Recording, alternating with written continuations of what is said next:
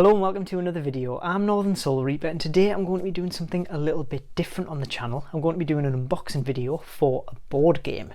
It still has its ties to anime and manga, so don't worry about that. Anyone who knows me or might have caught glimpses in previous collection videos might know that I love board games. Me and my wife have an extensive board game collection. I'll throw up a picture or a video of the shelf or shelves where we keep our board games. And yeah, I'm really excited to unbox this on the channel. So what is the game that I'm unboxing? Well, it is Tokyo Ghoul, The Bloody Masquerade, a social deduction game for 4 to 8 players designed by Florian Grenier. So let's get right into the video.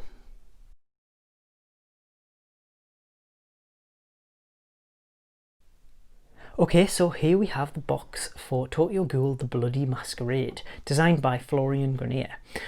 And for the purposes of this video, I've already removed the cellophane and just had a quick peek inside just to make sure that everything was alright, so that when I opened up on camera there wasn't any surprises. So the box, you have some artwork of Kaneki on the front there, and then round the sides you have different artwork from what looks to be the anime rather than the manga. So this looks like a board game based upon the anime. So you have various characters there, and then on the back there are various different things, so all of the contents of what's inside, a little bit of a blurb, and then the actual board game itself set up. So yeah, it's just kind of giving you a little overview of what the game actually is. In the hostile environment, always keep in mind that everyone you run into might be a killer. The crux of any good social deduction game. Me and my friend groups love a good social deduction. So let's pop the lid off and take a look at what's inside.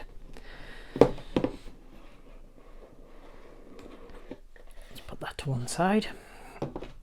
So first up we have the instruction manual, the rule book for the game, with again some artwork from the anime, and inside you have the various different rules, how to set it up, how to play, etc, etc. So yeah, that's the rule book, and then we have a round sequence, so quickly kind of sums up the different points in the game. Yep, so that's the rule book.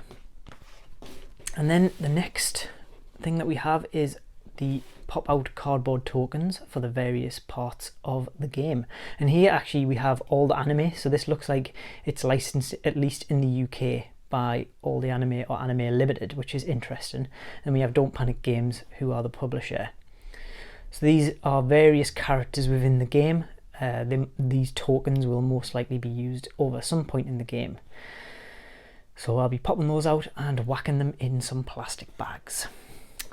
And then we have a little vacuum tray here with a couple of different things. So the first thing we have is the board, which is going to fold out. I'll see if I can fold it out here. If not, I will chuck a quick picture out of it. That's not too big actually. So there you go. That is the board with a picture of Kaneki and also himself when he goes a bit mental. And we have the gourmet on the front of the board there as well. So underneath the board we have space for those tokens there, so once they're popped out I'll probably put them in a plastic bag, to be honest, because I don't like things rattling around when they're on the shelf. And then we also have these, which I believe are investigation tokens, which are used throughout the game when you investigate another player's character to try and find out what or who they are in the game. So the basic premise of the game is that there are a number of different characters. There are humans, ghouls and investigators as factions, and then you become a character in that faction and you are trying to claim victory for your particular faction. So the investigators are trying to kill a ghoul, the ghouls are trying to kill investigators, and the poor humans are just trying to stay alive. So next to all of that we have some player boards which have various different abilities for, sorry, these look like locations actually. So these have different actions that you can do whenever you are at that particular location. So they are like a nice thick stock cardboard. So I assume they go around the side of the board looking at the thing. And then we have, these look like player boards. So these are going to be what you use to keep track of the various different objectives or investigations or cards that you have in your hand. So these most likely go in front of you, And yeah, these are going to be the components that each player gets in order to find out kind of what they're doing in the game. And under that we have we have an advert for the Attack on Titan board game by the looks of it, but also we have a deck of cards, and these will be used in the game to help each faction claim victory over another. And I believe that there are cards with the different characters on here. So what happens in the game is you are given a character token which is face down so no one can see, and then all of the different character cards are visible to everyone, so you know what you can actually do or what your objective is. So no one knows who you are other than yourself, who gets a token that is face down. And then I believe there are various action cards which are used for objectives as well. So that's everything in the actual box.